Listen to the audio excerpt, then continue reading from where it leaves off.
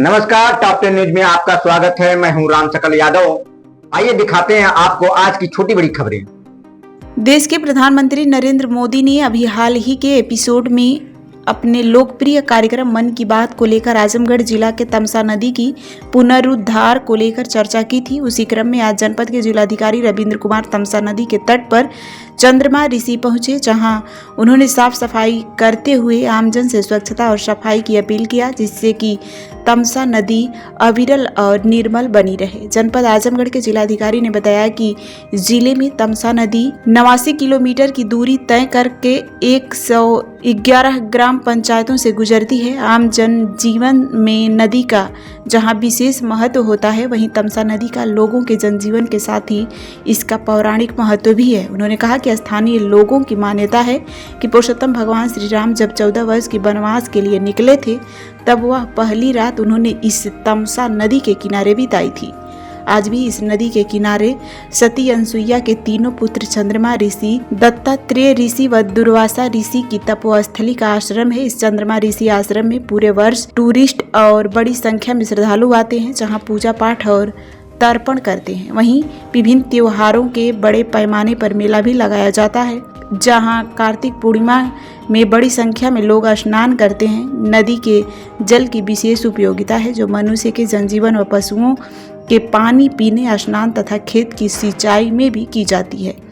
इस तमसा नदी का जहां धार्मिक और पौराणिक महत्व है, इसलिए जिला प्रशासन द्वारा अभियान के तहत तथा जिलाधिकारी ने तमसा नदी की अविरलता तथा निर्मलता बनी रहे को लेकर आमजन से साफ सफाई व स्वच्छता की अपील किया है, जिससे कि नदी का जल साफ रहे और लोग स्वस्थ रहेंगे। नमस्कार, मैं रविंद्र कुमार, जिलाधिकारी आजमगढ़ हूँ। आप मेरे पीछे जो जल देख रहे हैं वो तमसा नदी का जल है। यह नदी जनपद आजमगढ़ में 89 किलोमीटर की दूरी तय करती है, जो 111 ग्राम पंचायत से गुजरती है। आम जनजीवन में नदी का क्या महत्व है, यह तो आप बेहतर तरीके से जानते हैं, लेकिन तमसा नदी का आम जीवन में महत्व के साथ साथ पौराणिक महत्व भी है। स्थानीय लोगों का मानना है कि मर्यादा पुरुषोत्तम श्री राम जब 14 साल के वनवास के लिए निकले थे, तब पहली रात उन्होंने इसी तमसा नदी के किनारे गुजारी थी। और आज भी इस नदी के किनारे महर्षि दुर्वासा, महर्षि दत्तात्रेय और महर्षि चंद्रमा का आश्रम है।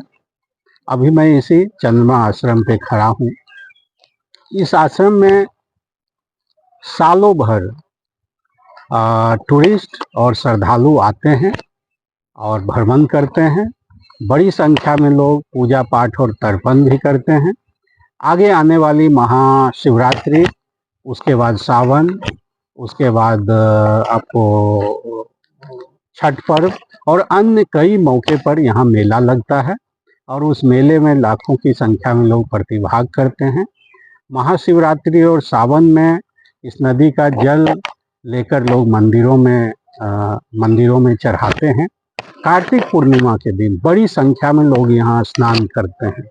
रोजमर्रा की जिंदगी में भी लोग स्नान करते हैं, कपड़े भी धोते हैं, पशु को स्नान करवाते हैं, पशु इसका पानी पीते हैं, सिंचाई में इसका उपयोग होता है। मेरे कहने का मतलब है कि यह नदी आम जनजीवन में बहुत महत्व रखती है, क्योंकि आम लोग इसके पानी का उपयोग करते हैं और साथ ही साथ इसका धार्मिक महत्व भी है, पौराणिक महत्व भी है।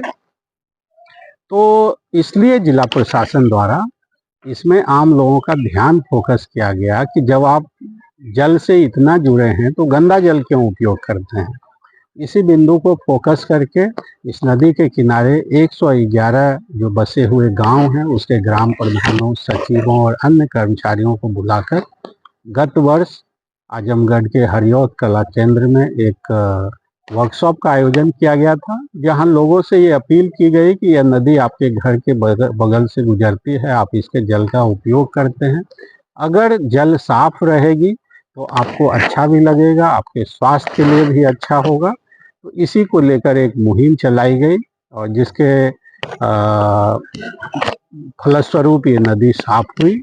और इसके साथ ही साथ इस नदी के किनारे जो इससे जुड़े हुए सरकारी जमीन थे, उसकी पैमाइश करके वहाँ से अवैध कब्जा हटाकर जन सहयोग से वृक्षारोपण भी किया गया, जिसमें फलदायी वृक्षों पर विशेष ध्यान दिया गया और लोगों को बताया गया कि कल को इस वृक्ष में जब फल लगेंगे तो गांव में फल लगेंगे तो गांव वाले ही खाएंगे। तो ये सब बेसिकली जिला प्रशासन का ये फोकस रहा कि आम जनों को नदी से जोड़ा जाए, उन्हें उसका मन में स्वामित्व दिया जाए कि ये नदी आपका है। तो गत वर्ष मानसून से पहले प्रथम चरण में और फिर मानसून के बाद 2 चरण में इसकी सफाई हुई है, लेकिन नदी की अविरलता और निर्मलता सुनिश्चित करने के लिए आगे भी ऐसा किया जाना आवश्यक होगा। अब चूंकि नदी आम जनों से जुड़ी हुई है, इसलिए इसके लिए पब्लिक अवेयरनेस किया जा रहा है कि लोग नदी को स्वामित्व लें, मन से उन्हें अपना लें और रोजमर्रा की जिंदगी में उसे गंदा ही ना करें कि साफ करने की जरूरत पड़े। जैसे आप देखेंगे कि यहाँ पर बोर्ड लगे हैं कि गंदगी को नदी में ना डालें, डस्टबिन रखे गए हैं कि जो भी गंदगी हो उसे पानी में ना डाल के डस्टबिन में रखें, और लोगों का अन्य माध्यमों से पब्लिक अवेयरनेस किया जा रहा है। जिला प्रशासन और आम जन के सहयोग से यह कार्य मेरा मानना है आगे भी किया जाएगा, और एक समय आएगा जब लोग इतने अवेयर हो जाएंगे कि खुद तो नहीं ही डालेंगे गंदगी, दूसरे को भी डालने से मना करेंगे, और तब हमारी तमसा अविरल और निर्मल